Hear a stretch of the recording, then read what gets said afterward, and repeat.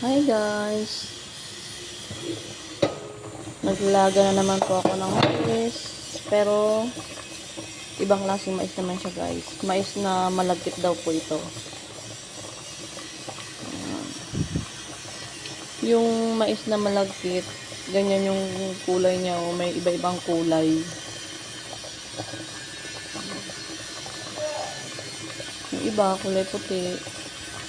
Pero yung iba, parang kulay de colores.